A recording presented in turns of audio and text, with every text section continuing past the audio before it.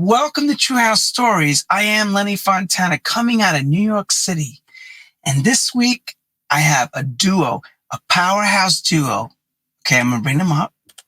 A powerhouse duo that is just humongous. And wherever they left, I'm coming out of New York City. This week, I remember coming behind from them playing there, or they just were behind me, and I would hear from the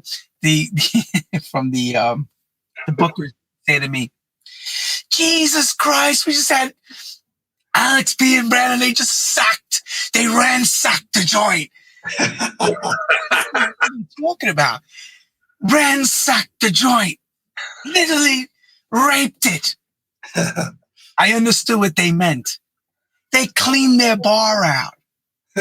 They made sure they left the place so cleaned out, people would never forget them. And let me tell you, the stories were like that everywhere I played. And the stories where I didn't play, I heard about as well.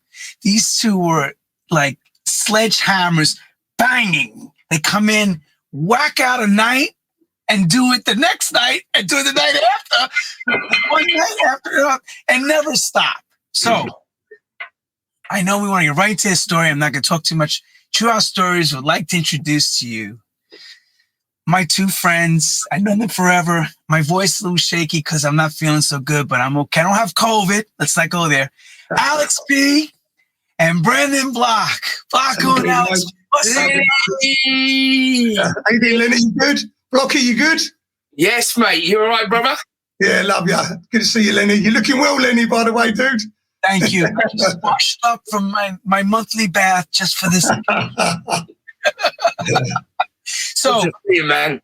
First, before I get to the first question, let me ask you both how you're hanging on and doing, with this whole, we've been in lockdown, kind of coming out to play, and actually you all were allowed to come back out the 15th of April, if I'm correct, right? Yeah. I had a terrible time with it, Lenny, to be fair. I lost so much work. It was probably my biggest year was going to be since the 90s, to be honest. Everything had fallen back into place. We launched a new record label, So Records. Just about everything was falling in place. I had a lot of festivals, a lot of gigs, and the whole thing imploded, and didn't get too much help from the government. Well, none really whatsoever. And just had to soldier on and live off all my savings, which were depleted pretty quick. And it was a torrid time. It was very hard. It wasn't a time in my life I'd like to remember. Managed to turn it around though. Taught myself some mastering, come out the other side of it, spent a lot of time learning Logic a lot better than what I did before. Used it as a learning curve, a reset button for myself, to be honest with you. Found, a lot of failings that were in my life before that I feel I've kind of corrected, but time will tell, I suppose. And at the end of the year, I actually landed on my feet and become a director of music at Centreforce Radio. So what was a really torrid time and a real hard time has completely turned around now on its head. So I've had yin and yang. Good for you. Wow, I'm impressed with wait a minute. Let me clear my throat. You just said you became logical as a mastering guy? Yeah, I can master now, brother. I Hong Kong Fooey. Yeah, we're like, this is illogical. It's illogical. This is totally illogical. Okay. No, I'm really impressed. Very good. Thank you, mate. It took a while. I will say this. COVID has taught us that you need to pull out every tool you have and make it work, no matter what it takes. Yeah. We've all learned this. Go ahead, Brocko. Well, how the hell have you been doing? How's everything going? Give us. Yeah, well, similar to Alex. I mean, obviously, it was a shock that, when we were the hardest hit industry, of course, because there was there's nothing you can do about it. It was the last. It will be the last to be open out of every other business going. Obviously, same as Alex. My career was as good as it had ever been. We were gigging a lot. We were starting doing gigs together again, and it was just nice. And I've got to say, Pease, I'll take me out after you, mate. I think what you've done at Centreforce is wicked, and I love that you've done that. It's fantastic. I went to work for charity because I'd done it before, and I knew that I could do outreach work, which is going to see people as an essential worker. So I've got a contract with the NHS now. And I've got spiders in here. And that's part of the deal from the NHS. It's the cobwebs. Wait. You don't have shakes? You got me out the cupboard, didn't you? The cobwebs have come off now. So oh God. Yeah. So I had to make ends meet, as we do. We didn't get a lot of help from the government, and yes, so I did the job, and I'm still doing it now. So, but obviously gigs are getting booked up again, and fingers crossed they all work, and everyone, people will make their own minds up. I don't think, there's a lot of people who want to go out again, and a lot of people who are obviously be wary about it. But, it's like anything in life, it goes round, it will be a period of time, and so it'll be something we have to live with or learn to live with, which I think we've done anyway. And I think it was a tough time for us all, but we adapted, as Alex said. Yeah. Did what we needed to do. I mean, I didn't immerse myself in as much music as Peasy, but I did that morning show on Facebook because I woke up like I think it was a week into lockdown, and I thought, how can I? Because I was doing some stuff about mental health on Facebook anyway, and doing some lives and stuff, and talking much like this really, but a couple of years ago. And then I thought, well, I just spoke to Ricky and said, I'm going to go on Facebook and play a few tunes in the morning, just go live. And then I did it, and he joined us, and then Alex come on, and then I just called in. Sorry I didn't get you, by the way, but it was just off the cuff. Every morning it was just like off the cuff, and just calling up friends, and we just play a few records, have a chat, and it turned out being really popular. So it worked, and I did it every morning. So committed to every morning for 7-8 months, in fact. So it was a little bit of a job to organise it every morning, and and with technical problems and this and the other. But it was a learning experience. So you do draw on your tools, and you have to manage your mental health. And the thing that happened for me, and unbeknown and not knowing that the stress we're underlying. I got when Boris mentioned, when was it? In April? In February, when he said that the actual lockdown was coming to an end and there was a way out, a proper way out, not going to be another lockdown and there'd be another wave as such. But I just sort of cried because, it was like you've been living on this edge for that long, and we adapt as humans. We get to get into that, that way of thinking and way of living. And it was a way of living. We learned to live in lockdown. We learned to live with the restrictions, and we adapted. But now, it's another way out, and we will learn. And, it's good that we can do this. Exactly. Talk to Alex by the means of technology. You didn't get the memo from the Prime Minister about being... Yeah, go on. What's the memo? Yeah. You didn't get the memo that said you need to be retrained? You want retrained? Yeah, retrained into a new skill. Well, listen, what? I did get the memo. That's involvement in music. Listen to this, right? Listen to this, right? If you noticed, I'm not a conspiracy theorist by any means. I didn't do all that shit. But did you notice as soon as there was a lockdown and people were the marketing people, let's say the marketers, learn a new skill, get on my site, learn this, do my program, let's do this. Yeah. I'm thinking, shut up. You must be mad, son. How do you expect us to manage the biggest change in our lives that we've come across? And I mean, for me personally, I sat down and I thought, I'm going to take stock of my life and just chill out a bit. You don't realise, we're getting on a bit. I don't know if you've noticed, everyone who's watching.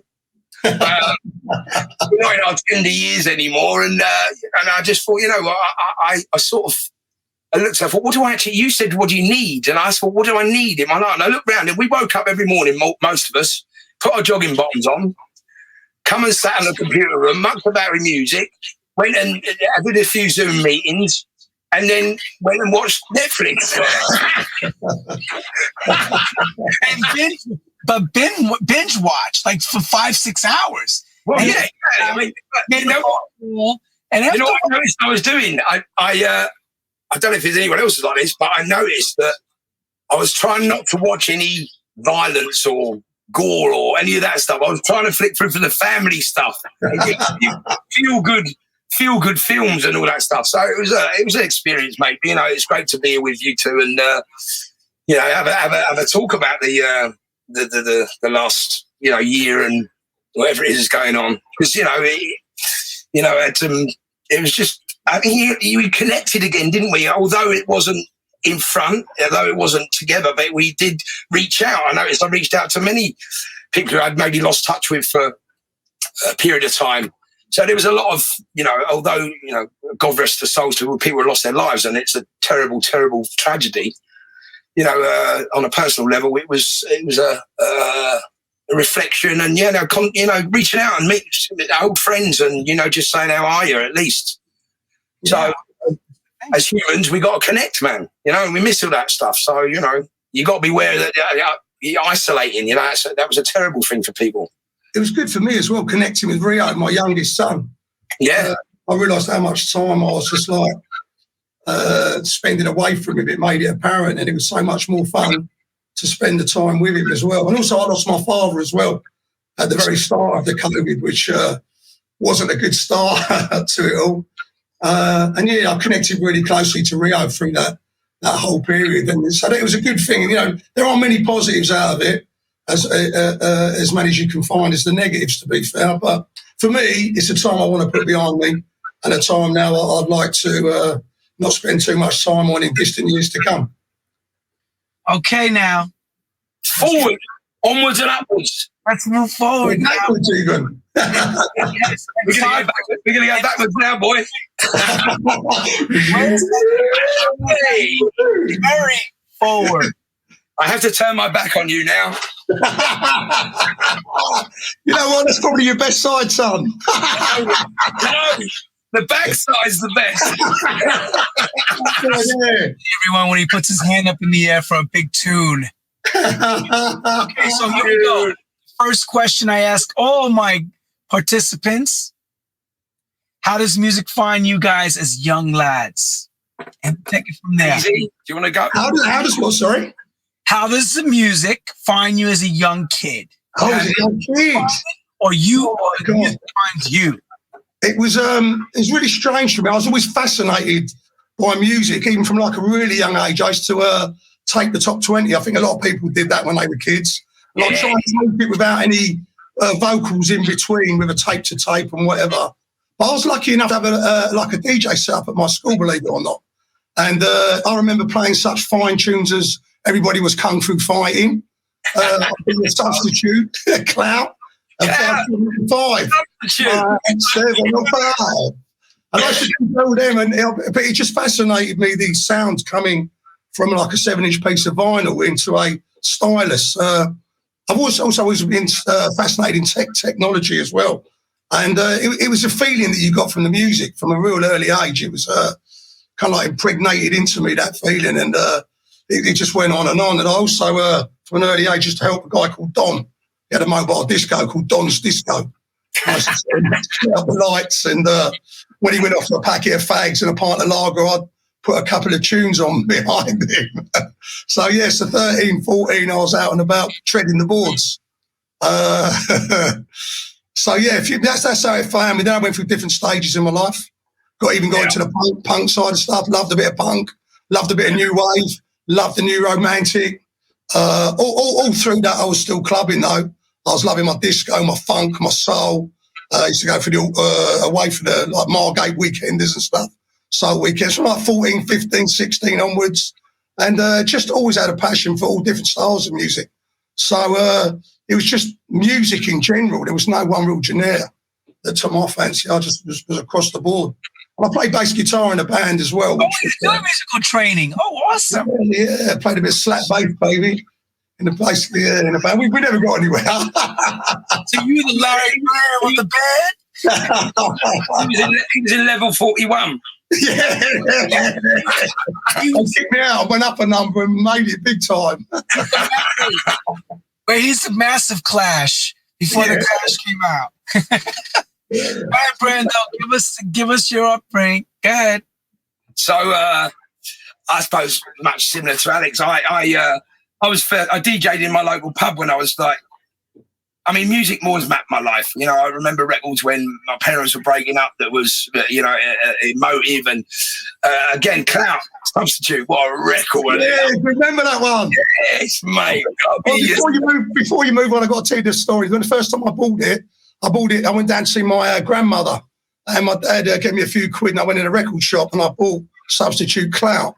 And on the way back home, I put it on the rear window seal of the car. And it was a sunny day. So when I got to my destination, it was completely warped, and I couldn't even play it. I started, just by chance, I used to go to the lunchtime discos at school. 13, I was taken in by all my mates who were the funk and soul dancers and the body poppers, and it was Robot at the time, wasn't it? So I sneaked in the lunchtime disco, and that's where I sort of learned my jazz shuffle and listening to Delirium and Space Bass and all that sort of jazz funk early days. And then I ended up doing I'll tell you a funny story in a minute, but I started doing the pub, my local pub. I was 15, and I was with Ali Job, who's my best mate, and we had the name of our disco, right? We ended up doing a mobile disco, so we bought a comma van. I went to a company we won't know, but Alex will, called Tandy. They were like the sort of the audio. No, they were electronics basically. So you went in there and you just bought anything on credit, which you didn't know about. So ended up paying 5 years down the line, going, what am I paying for this shit? and then we bought this equipment, and I couldn't afford Techniques at the time, so we had these belt-driven turntables, and then moving forward, we had the mobile disco. I've got to show you the business card. I've got it here somewhere. The basics. You're still pumping into that business, Lenny. Irony, right? Irony. 1985. This is the name of our disco. Ecstasy disco. Look, and if you look, right, the phone numbers haven't got a dialing code. 2930, everybody. Try down that, everyone. Let's see. Give me a bell. Call me at home. I'd love to hear from you. And I think Tandy will still be looking for him. 2930, everyone. Please. So so it was called Ecstasy Disco. So I suppose the road was written, really. So and that, you know, obviously music's always been a passion and saved you through sort of, you know, as it, you know, in lockdown, let's say, for instance, you know, it saved us, you know, being able to listen to music and connect again, and you know, just identify to you felt part of the music, you felt part of all these different cultures and whatever. It was just a great way of growing up, you know, as it uniformed you and brought you together, and different people, different sounds, just experiences. I always think that we grew up in the best era musically, because we crossed over from the 70s, which was, you know, the disco and even a bit of rock and roll, and rock was coming through, and then the 80s was, as Pete said, all the genres of music. And I watched the Top of the Pops the other day, like back to the 80s, 81, or I can't remember it, but there was like about 7 different genres of music in the top 10. Yeah. All punk, ska, soul, funk, rock, new wave, new romantic, everything. It was like, when you met the whole cross section, we used to listen to that eclectic music, and, you know, you still have memories from all those tunes. So, yeah. And then, just went on from the disco, and and then we other avenues to enjoy ourselves with. Other stimulants along the way. We'll get to that later. So you both, and I always hear this from a lot of the UK guys, is that, when you mention records like Space, and all that stuff, those are jazzy disco records, very, black jazzy style dance records, which are great. It's always to be the same particular records I find that are part of the golden path to house music. Yeah, it always seems to go that way. Because it was always fall to the floor. Then that was a, it was a beat, wasn't it? You could dance to that beat, and that was a progression, a massive progression. You can hear it from the '60s music. You look at your Green Onions and your stuff like that. It's come all the way through. Now let's not forget the glorious Earl Young with his 4/4 kick sound. Yeah, brother. That's where it comes in. That's the tribal essence, man. He changed it. He changed it all. From that point forward, that sound, that constant kick has not stopped. But now. But Blanco, do you have any musical training, or you're just you're a music aficionado? Musical training? Yes. Yes, I got a clip round here when I didn't dance in time. He's good on the bugle back in the day. I was good on, yes, I was very good on that. I didn't need any advanced training for the classical bugle. Wait, those fall into my yeah. Why did you bring up the bugle? I remember Judge Jules going out with that bugle. Mine was a slightly different colour. It's a little bit harder to get hold of as well, isn't it, Blocky? Yeah. And in the long run, far more expensive. These guys should have left music and did stand-up comedy. They would have made millions and billions. Oh my gosh! I've got a funny story about brass and bugle and stuff. When I was very young, I took an air gun to school, and those little ones you push into the ground, they fire those little aluminium bullet, not lethal or anything, just a funny thing to carry around, which weren't thought bad in those days. And I actually went to shoot someone in the bum. I missed them. It glanced off a steel pole in the classroom and hit like the geekiest guy in the classroom between the eyes. I remember spending the next couple of hours trying to talk him down, telling the teachers on me, but to no avail. And I was caught. And I had to go up to see the headmaster and speak to the headmaster. And it was quite a daunting time, I think. But I was captain of the school football team, and our school football team was doing really well. So in the period of, a couple of hours, I'd learned about completely shitting myself from fear and fearing the worst, and then learning really quickly about politics, how to survive as a politician. So being the school captain, the football team got me off all the trouble. But as a part of the sort of rehabilitation, I had to learn the life and times of Verdi, and I had to learn how to play trumpet in the school band. So yeah, that's a bit of my history playing trumpet. Quick. Do you remember I played it? I took Jules's one and played it in Scotland, Blocky. So you played in a school band, did you? Yeah, man. Oh, look at you, man. Yeah, we learn how we unearth things only on True House Stories. The only band I played in the school was being banned from school. I wish you said rubber band. Oh, you didn't have your song from the Spinners, Rubber Band Man? Yeah, man.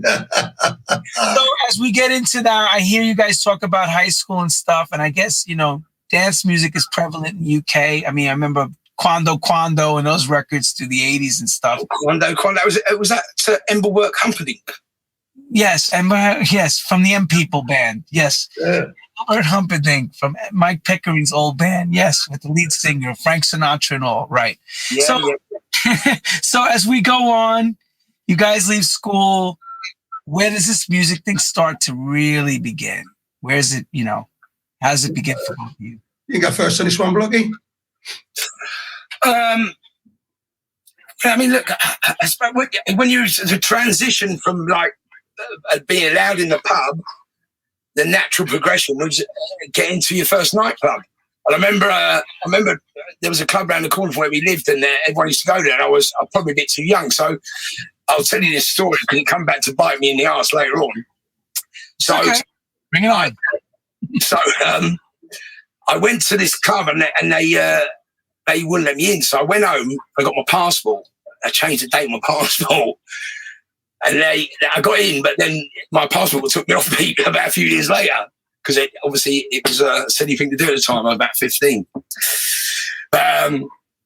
So musically, so nightclubs, I think, we was going in the West End, and the West End was the place for nightclubs, and it was thriving. It always was. London's always, the whole of the UK's always been a fantastic place for music, and like the Northern Soul scene up in Wigan Pier and stuff like that was just incredible, and we embraced all music, Motown, all dance music. We embraced soul, funk, everything really. So, and I think then once you go into the nightclubs, you just immerse yourself in that thing. And it's always been a